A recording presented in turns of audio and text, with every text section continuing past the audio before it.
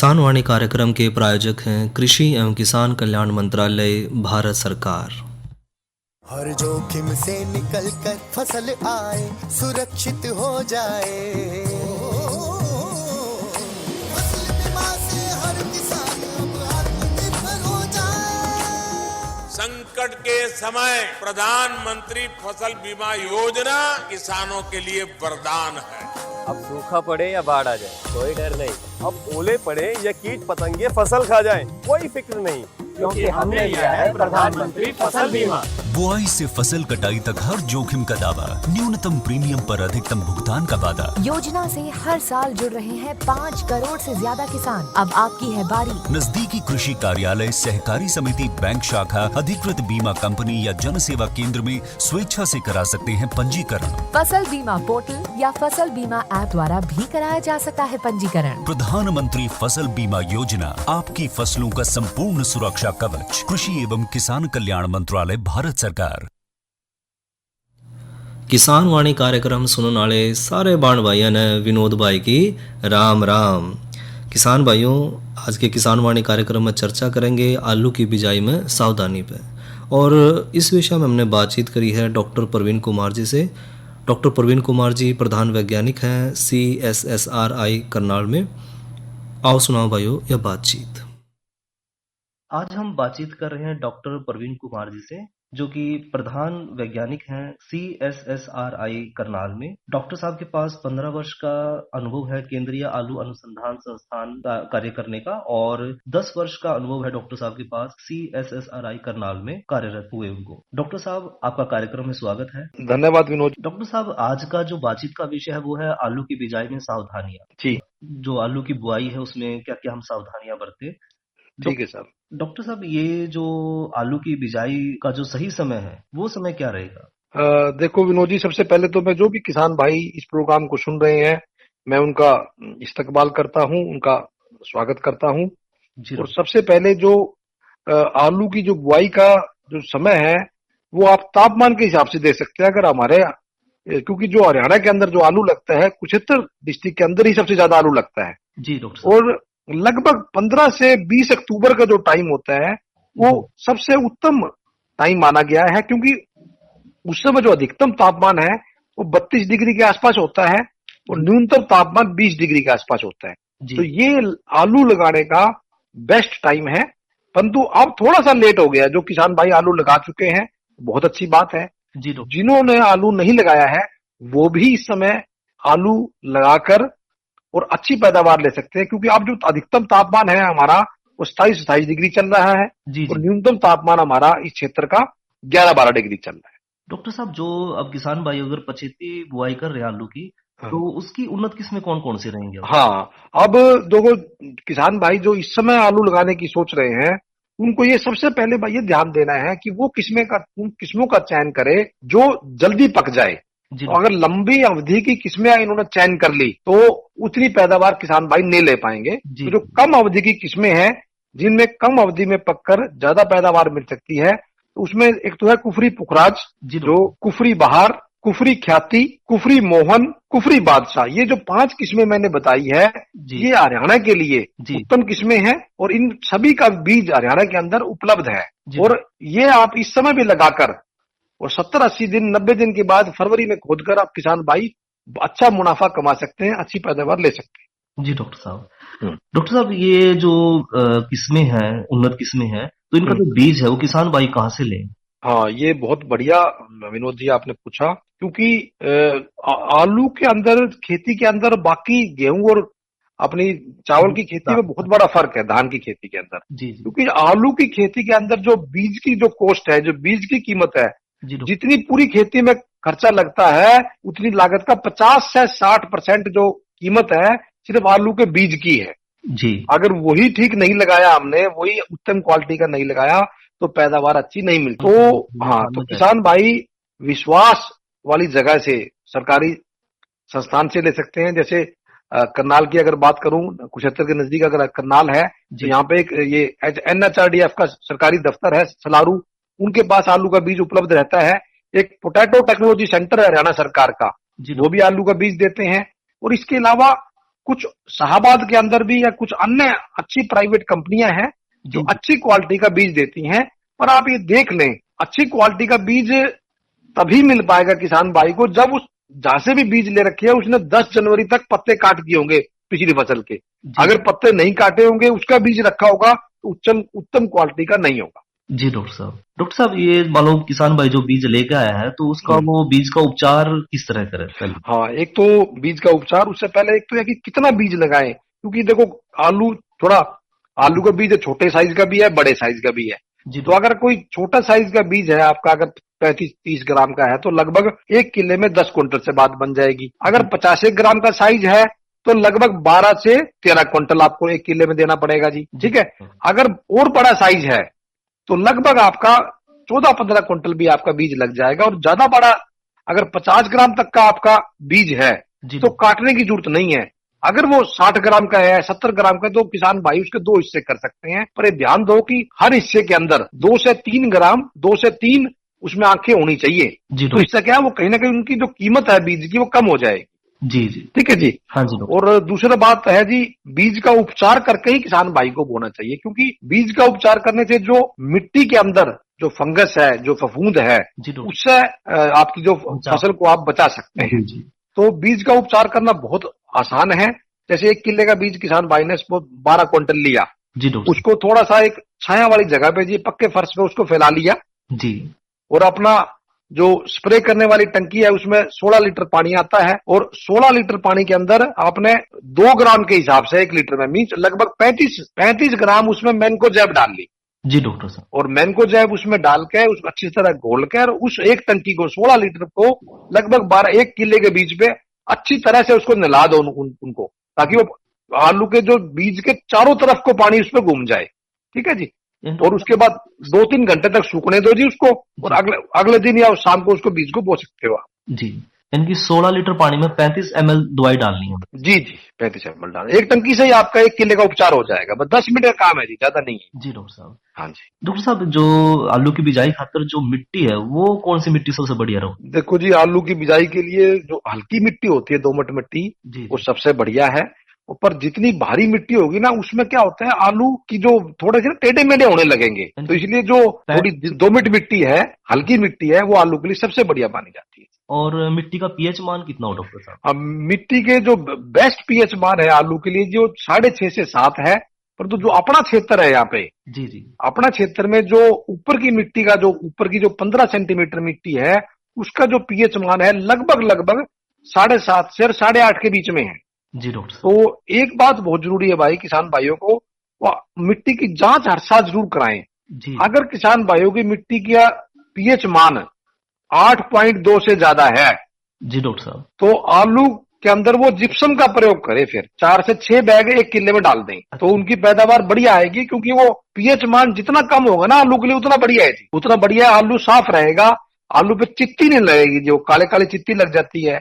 एक वो जैसे चेचक के दांत होते हैं, निशान होते हैं ना जी मुंह पे, ऐसे आलू पे चेचक के निशान से हो जाते हैं, कॉमन स्कैब बोलते हैं उसको जी जी। वो तभी आएगी कॉमन स्कैब, वो बीमारी जब पीएच मान ज्यादा होगा। तो इसलिए कोशिश करो 8.2 से पीएच मान कम हो। कम कैसे करना है, जिप्सम डाल देंगे उसमें। अगर आपकी 8.2 से कम है, 8.2 से कम है, तो फिर जिप्सम डालने की जरूरत नहीं है जी डॉक्टर साहब जी। और अगर 8.2 से ज्यादा डॉक्टर साहब, तो जिप्सम पर एकड़ कितनी डालें? पर एकड़ देखो जी, अगर 8.2 से और लगभग आपकी 9 पीएच मान तक है जी डॉक्टर, तो 4 से 6 बैग डाल दो जी आप, ठीक है हाँ जी। और अगर 9 से ज्यादा पीएच मान है तो आलू नहीं बोना चाहिए उसमें जी डॉक्टर साहब। हाँ। और डॉक्टर साहब, जो खेत की तैयारी कर रहे हैं उसमें जो पंक्ति से पंक्ति के बीच की दूरी है या क्यारियों के बीच की दूरी है, और जो आलू की बिजाई कर रहे हैं उसके बीच में दूरी कितनी रखनी चाहिए डॉक्टर साहब? हाँ देखो जी, क्योंकि देखो जो आलू है, जो इसमें अपना असली धन है जी, जितना अपना जीरी की बात करें या गेहूं की बात करें, उसमें तो बाली ऊपर लगती है जी, ठीक है ना। हाँ, जो मार्केट प्रोडक्ट है आपका, जिससे किसान भाई को बेच के पैसे मिलेंगे, वो ऊपर है। इसमें जो अपना धन है वो नीचे है, मिट्टी के अंदर है। बिल्कुल डॉक्टर। तो हाँ, तो इसको एक तो खेत बहुत अच्छे से तैयार करना चाहिए, बिल्कुल मुलायम खेत आपका होना चाहिए, ताकि आलू की जो बढ़वार में उसमें दिक्कत ना हो, आलू की फुलावट में दिक्कत ना हो। जितनी मिट्टी नरम होगी ना जी, जी उतना आलू की ग्रोथ बढ़िया होगी। एक यानी चीज तो कि ये अब जो है जो हल चलाना है या कल्टीवेटर चलाना, वो अच्छे से इनकी खेत की जुताई पूरी अच्छी गहरी हो, बिल्कुल हाँ, मतलब जुताई। आप क्रॉस करके आप एरो लगा दो जी, उसके बाद टिलर लगा दो, उसके बाद सुहागा लगा दो, उसके बाद आप प्लांटर से अब कर दो।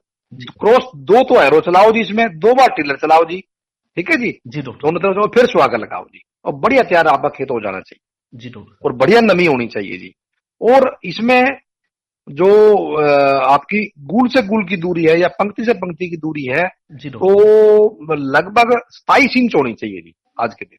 जी तो पहले करते थे 24 इंच, तो 24 इंच में थोड़ा सा बीज की मात्रा ज्यादा लगती है। तो जी। धीरे धीरे हम लोगों ने, अब हमारे रिकमेंडेशन नहीं दी है अब केंद्रीय आलू अनुसंधान संस्थान ने, कि 27 इंच पे मीन्स 67.5 सेंटीमीटर पे आपको बोना चाहिए। जितने भी हमारे प्लांटर हैं यहाँ पे हरियाणा में उपलब्ध है, जी। वो सारे ही 26 इंच या 27 इंच वाले हैं।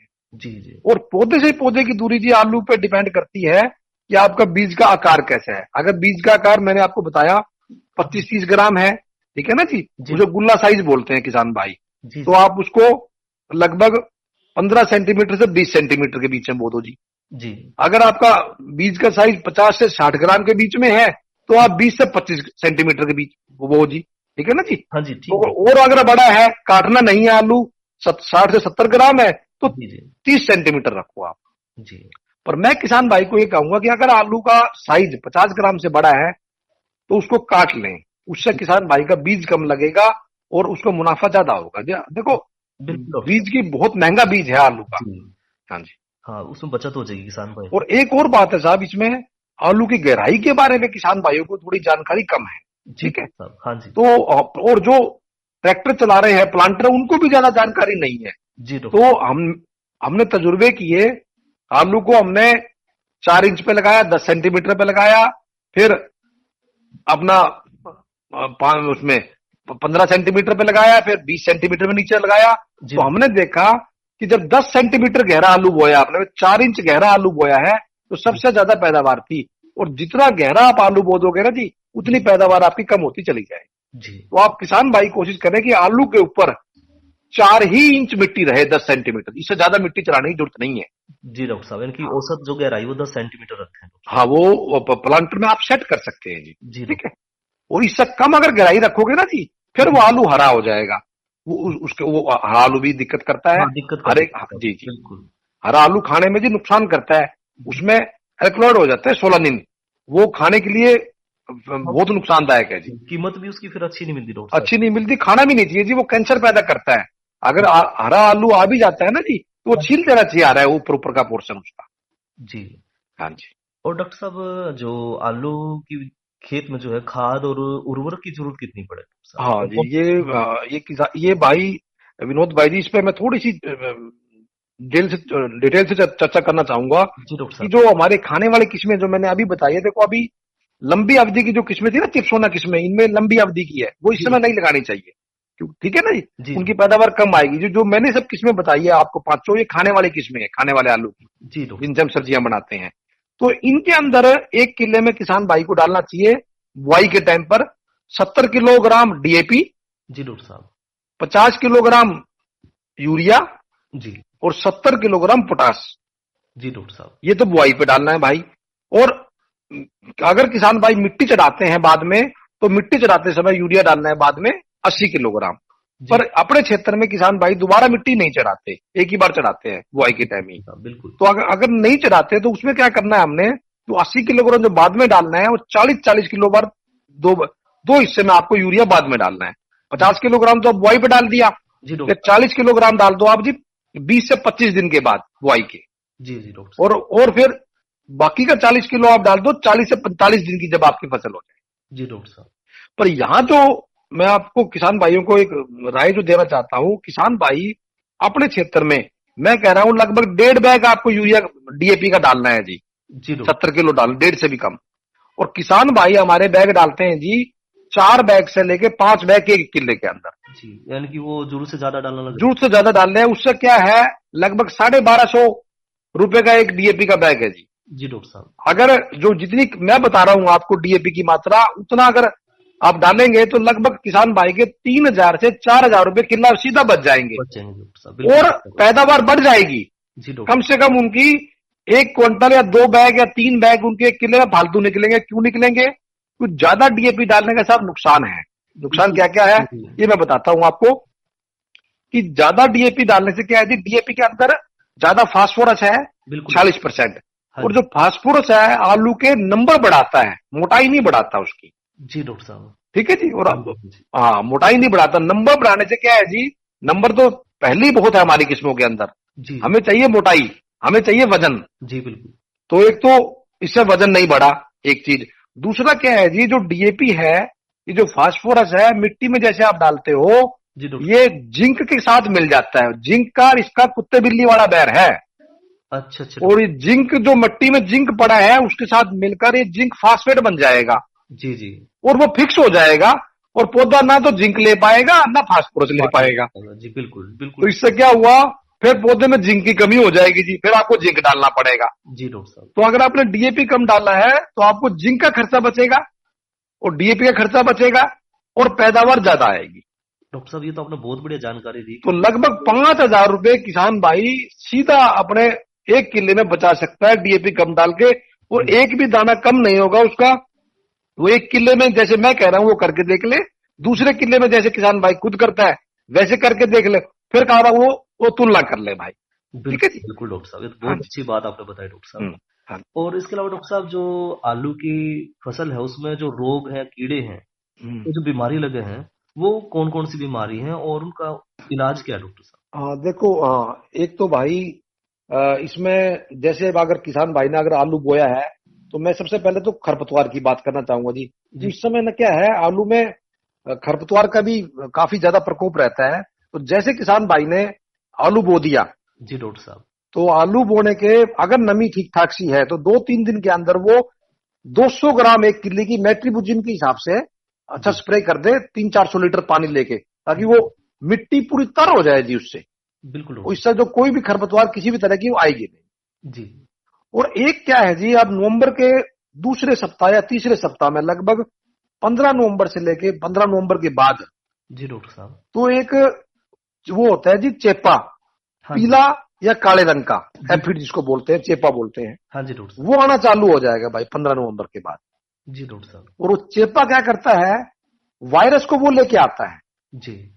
चेपा एक तो पत्ते का रस पिएगा और साथ में वायरस को लेके आएगा, और वायरस लाने से तो जो कंद है, जो आलू है, उसकी बढ़वार नहीं हो पाएगी। जी डॉक्टर तो साहब। वायरस से बचाने के लिए इस समय किसान भाई बो के 15 नवंबर के आसपास या 20 नवंबर के आसपास वो इमिडाक्लोप्रिड का स्प्रे कर दे 120 मिलीलीटर दवाई 1 किले के अंदर।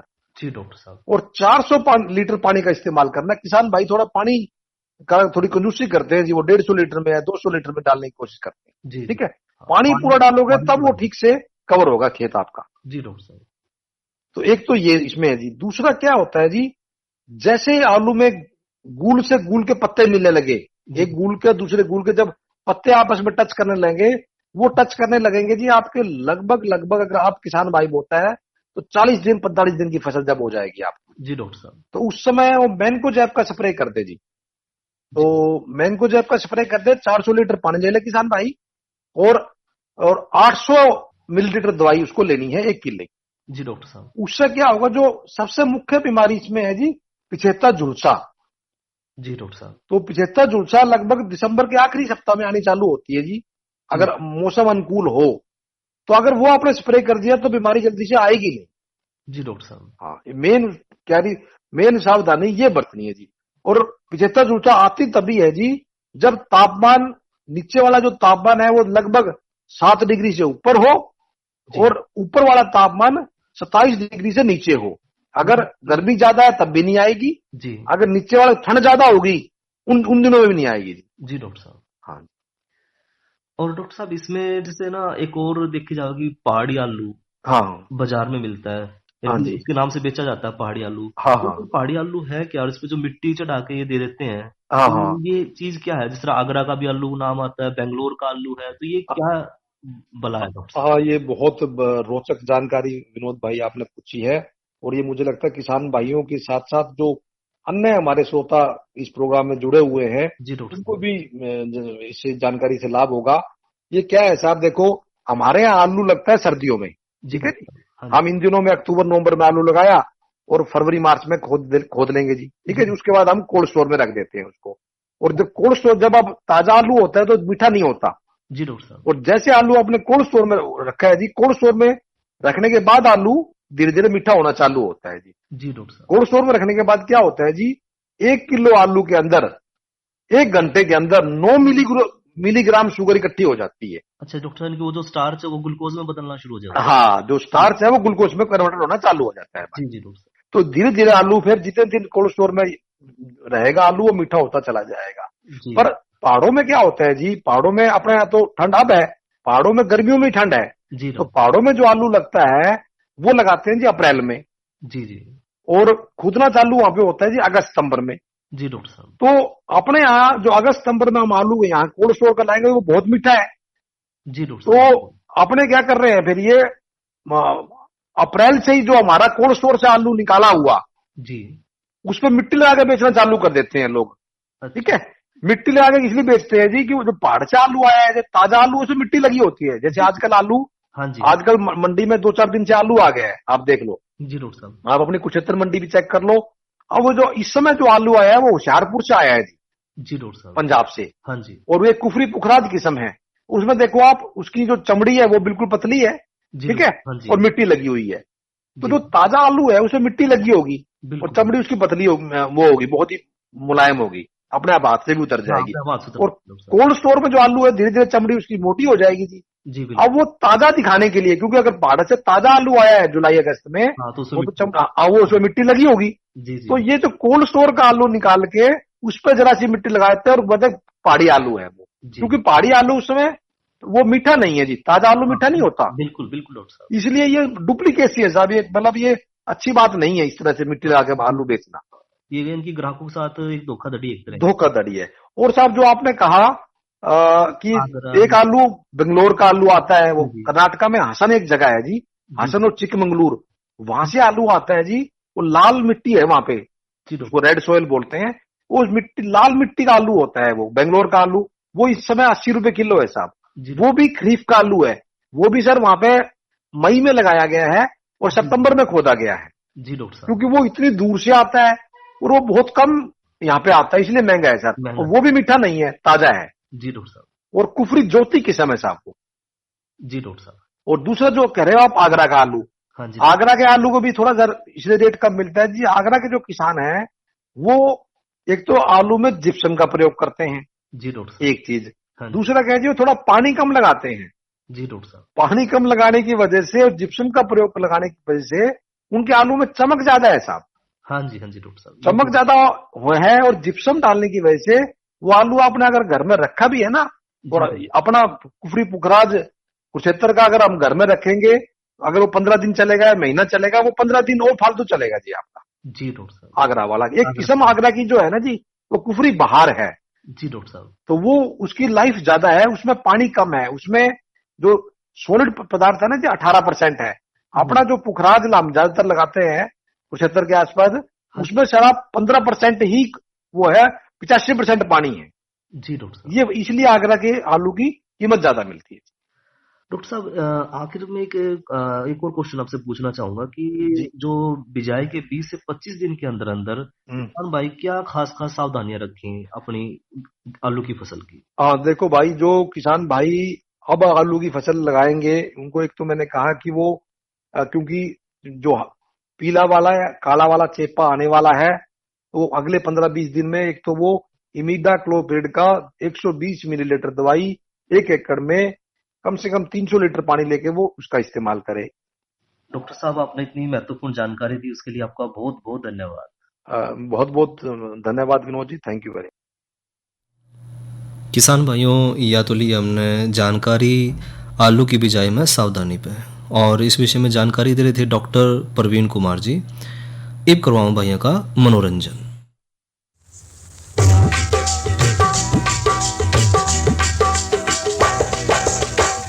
देवलोक की एक परी से स्वर्ग धाम ते जो उतरी से जो बन बैरी सर चढ़ा जणू आंबा की डाली जुकरी से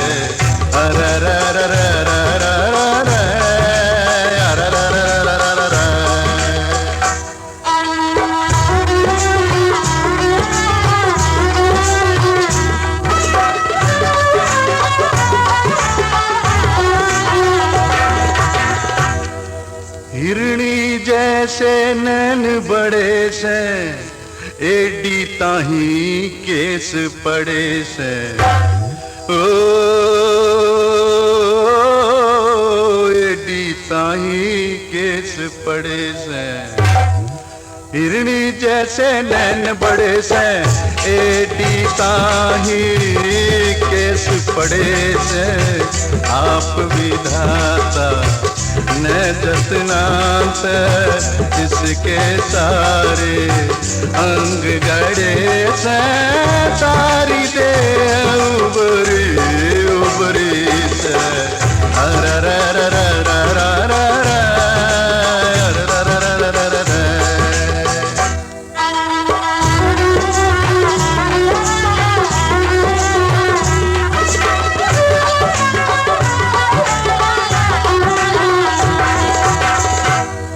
नाक सुआसा प्यारा प्यारा सेली बड़री तेज कटारा ओ सेली बड़री तेज कटारा नाक सुआसा प्यारा प्यारा सेली बड़री तेज कटारा जीते जैसा बक पतड़ा सा छाती का बे जोड़ उबारा संग मर मर ते जो कतरी से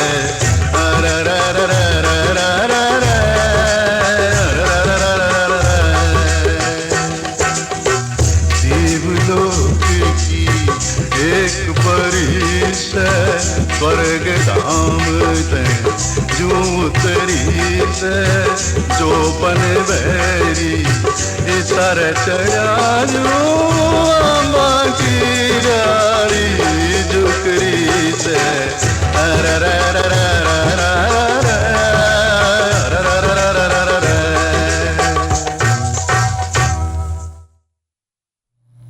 यो तो सुना भाइयों ने लोकगीत। और इसी के साथ भाइयों अपने भाई विनोद ने दो इजाज़त कार्यक्रम किसान वाणी समाप्त करने की। अच्छा भाइयों, राम राम। इस कार्यक्रम के प्रायोजक थे कृषि एवं किसान कल्याण मंत्रालय, भारत सरकार। अरे अरे अरे क्या कर रहा है? इधर इधर इधर हम बोल रहे हैं तेरे बीजू का। पुतला बोल रहा है? पक्षियों से तो हम खेत को बचा लेते हैं, पर इन घातक रसायनों से कैसे बचाएं? मतलब? देख बेटा, तू जो ये अंधाधुंध रसायन मिलाता है ना, मिट्टी की सेहत बिगड़ने लगी है। और जब माटी ही कमजोर पड़ जाएगी तो उपज कैसे सेहतमंद होगी? अरे पहले ऐसा नहीं था। पूछना अपने बड़े बुजुर्गों से, कैसे फसल लहलहाती थी, शुद्धता झलकती थी। हाँ, माटी भी तंदुरुस्त और लोग भी। अरे अब पहली वाली बात कहाँ? पर अब तो सब यही डाले हैं। सब नहीं, आज भी लाखों जागरूक किसान परंपरागत विधि से फसल उगा रहे हैं। खर्चा कम और उपज की कीमत भी बेहतर पा रहे हैं। सच है? रे बेटे, एक्सपीरियंस से बता रहे हैं। धूप में बाल सफेद नहीं किए हैं। हाँ। ठीक है भाई, मैं भी आज से जैविक खेती शुरू करूंगा। माटी से प्रेम की परंपरा है, परंपरागत खेती।